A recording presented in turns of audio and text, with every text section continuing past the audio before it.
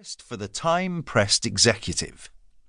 It began with the story of a German businessman who had recently spent $110,000 on a flash 28-day commercial expedition, which had got him to the summit with 5 days to spare, before going on to list several companies offering premium trips to the world's highest mountain. The most luxurious was a Nepali company, 7 Summit Treks, who were selling a $130,000 VVIP package that included helicopter flights from Kathmandu to within 3 days of the mountain, as well as a mid-expedition recuperative escape to a 5-star hotel.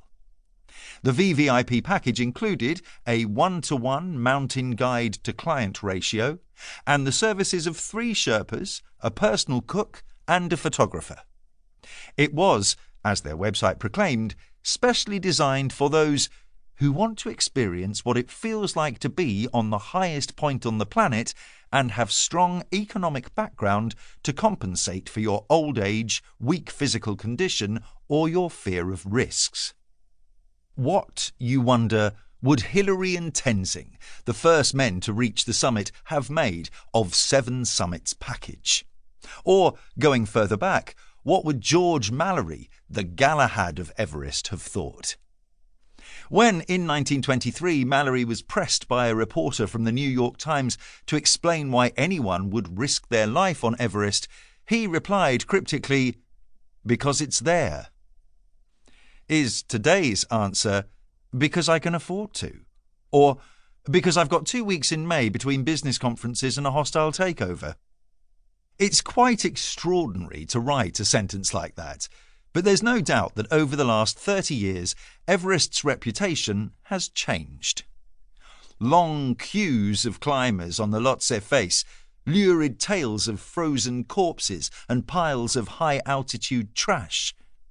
Even the mountain itself seems to be in rebellion, with the Hillary Step, one of Everest's most famous features, collapsing in 2017.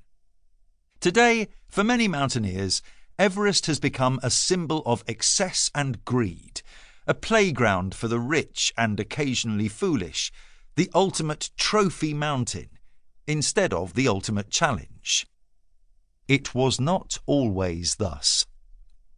When Everest was first measured in the mid-19th century, it was thought to be so high that no one could survive on its summit. Even in the autumn of 1920, when a reconnaissance expedition was proposed, the respected mountaineer Sir Martin Conway told the Daily Chronicle that the climbing difficulties were so great it was unlikely Everest would ever be conquered. "Its formation is unknown," he said. "It has not been mapped. Nothing is really known about it." 10 months later, when the reconnaissance was complete, the returning climbers were little more confident. Lecturing at the Queen's Hall in London shortly afterwards, George Mallory told a packed audience that, just before he left Tibet, he'd asked his climbing partner, Guy Bullock, what he thought the chances were of reaching the top. After considerable reflection, Bullock had replied, 50-1 against. This book is about what happened next. It tells the story of the very first attempt on Everest in 1922 and the shocking events at its climax. Though, in a very literal sense, 1922 was Everest's expedition, in recent years it has been overlooked, with much of the historical and literary attention focused on the second British attempt in 1924 and its still controversial ending. Arguably, though, the 1922 expedition is more important.